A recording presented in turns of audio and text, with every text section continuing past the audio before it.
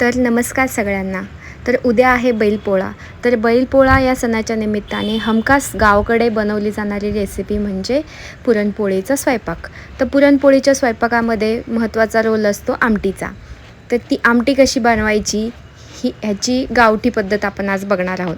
त्याच्यासाठी भाजलेले कांदे, भाजलेलं खोबरं, लसूण, कढीपत्ता, कोथिंबीर ह्या सर्व जिन्नस आपण घेतलेला आहे. त्याच्यानंतर एक पातेलं घेतलं, त्यामध्ये 2 ते 3 पळी तेल टाकून त्यामध्ये टेचलेला लसूण आणि खोबरं टाकून दिलं.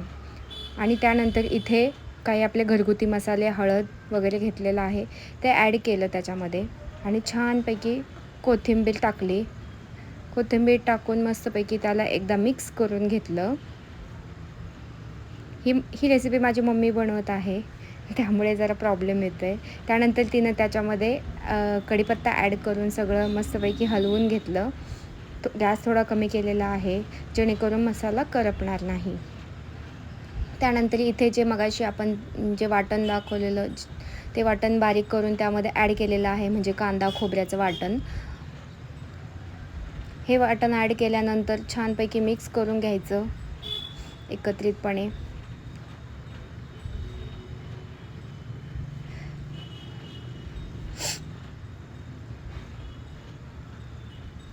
त्यानंतर इथे उरलेला मसाला देखील ॲड केलेला आहे.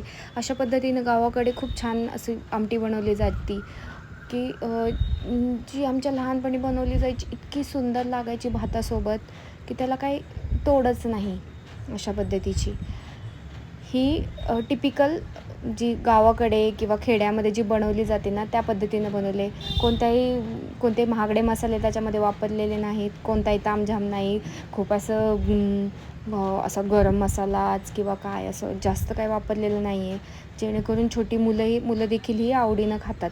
अशा पद्धतीची बनवलेली आहे. त्यानंतर इथे मम्मीनं डाळीतलं जे गरम पाणी असतं, डाळ शिजवताना जे पाणी आपण काढून घेतो ना, ते काढून घेतलेलं आणि ते दोन्ही पण तिनं एकत्र मिक्स केलं. म्हणजे तिचं असं म्हणणं आहे की टाकताना दोन्ही पण एकत्र टाकायचं, म्हणजे त्या आमटीला छान चव येते. त्याच्यामध्ये तिनं थोडासाही थंड पाण्याचा वापर केलेला नाही. जे काही पाणी वापरलेलं आहे ते गरम पाणीच वापरलेलं आहे. हे सगळं टाकल्याच्या नंतर एक मस्तपैकी उकळी येऊ द्यायची आणि छान असं हलवून त्याला मस्त उकळी येऊ द्यायची. तर अशा पद्धतीनं झालेली आहे आपली कटाची आमटी. मस्तपैकी गरम गरम भातासोबत कटाची आमटी खूप सुंदर लागते. तर या खायला.